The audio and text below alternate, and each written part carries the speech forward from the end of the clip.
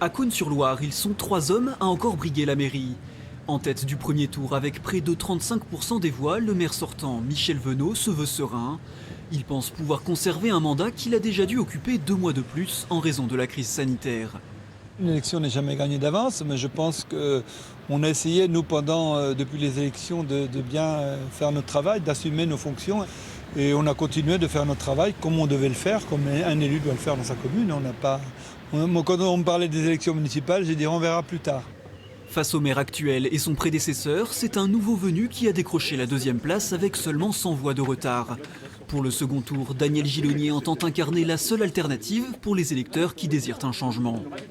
Qui aujourd'hui peut remplacer cette majorité, compte tenu des scores du premier tour. Alors, si c'est pas nous, s'ils choisissent l'autre liste socialiste, quelque part on revient pas 6 ans en arrière, on revient 12 ans en arrière. 3e avec 23,7% des suffrages, Alain Derbier espère toujours récupérer le fauteuil abandonné en 2014, car pour lui, les scores ont été faussés par l'abstention massive au premier tour.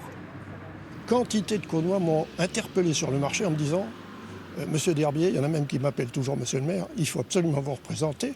On ne peut plus supporter la gestion de la ville telle qu'on la connaît aujourd'hui. Alors quand je vois le résultat, j'avoue, je suis surpris.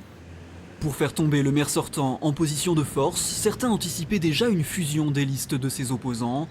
Les discussions ont échoué car Daniel Gilonnier a refusé une alliance de circonstances contre laquelle il s'était engagé.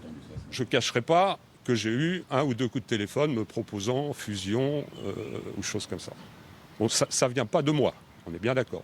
Puisque lors de mes réunions ou dans les articles des journaux, j'avais bien spécifié que si j'arrivais dans les 2 premiers, je me maintiendrais avec la même liste. C'était une solution.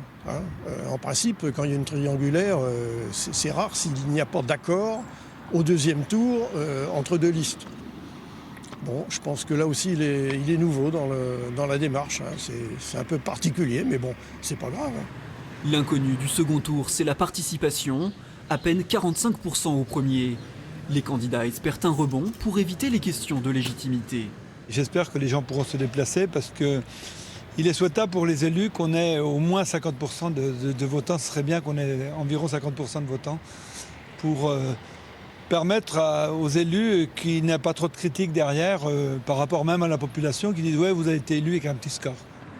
Reste à savoir également ce que feront les électeurs de Michel Mézy, ancien adjoint de Michel Venot, éliminé au premier tour, car ces 300 voix pourraient bien être décisives dans cette triangulaire.